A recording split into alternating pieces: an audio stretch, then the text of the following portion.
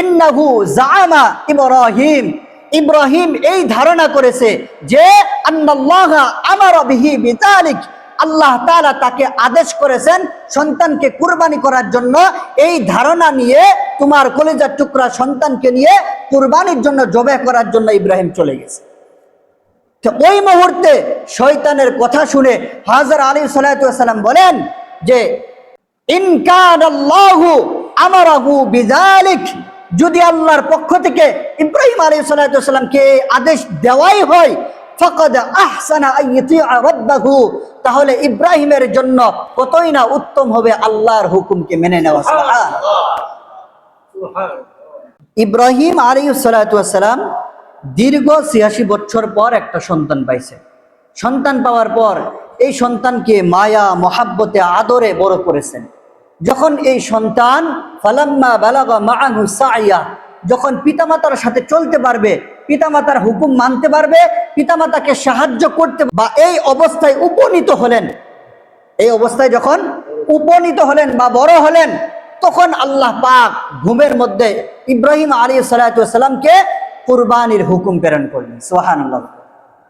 আল্লাহ তাআলা বলতেছেন যে তুমি তোমার সবথেকে প্রিয় বস্তুকে আমার রাস্তায় কুরবানি করে দাও।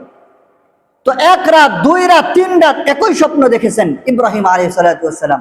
তখন চিন্তার মধ্যে পড়ে গেলেন যে আল্লাহ তাআলা আমাকে একই স্বপ্ন ৩ রাতকে দেখিয়েছেন যে আমি যেন আমার প্রিয় বস্তুকে তিনার রাস্তায় কুরবানি করে দেই। তাআলা ইসমাঈল আলাইহিস সালাতু ওয়াস সালামকে হয়তো কুরবানির জন্য পছন্দ করেছেন। বলেন সুবহানাল্লাহ। ইব্রাহিম আলাইহিস সালাতু ওয়াস সালাম বলতেছেন ইন্নী আরা ফিল মানাম আন্নী আযবাহুকা, যে ও ইসমাঈল, তুমি আমার আদরের সন্তান, খুব মায়া মোহাব্বতে তোমাকে বড় করেছি, কিন্তু আমি ঘুমের মধ্যে দেখলাম আল্লাহ তাআলা আমাকে স্বপ্ন দেখাইলেন আমি তোমাকে জবাই করতেছি। বলেন সুবহানাল্লাহ।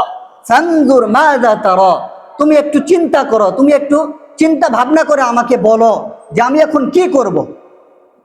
ইসমাঈল আলাইহিস সালাতু ওয়াস সালাম বলতেছেন ইয়া আবাতি ফাআল মা তুমার সাতাজিদুনি ইনশাআল্লাহু মিনাস সাবিরিন, ও আমার বাবা, হয়তো আমি আপনার কলিজার টুকরা আদরের সন্তান, দীর্ঘ ৮০ বছর পর্যন্ত আপনি সন্তান হারা ছিলেন, আপনি ৮৬ বছর পর আমাকে পেয়েছেন, অনেক আদর করেছেন, কিন্তু আল্লাহ তাআলা যদি আপনাকে আদেশ করে থাকেন তাহলে আপনি আমাকে কুরবানির জন্য প্রস্তুত হয়ে যান। বলে সুবহানাল্লাহ।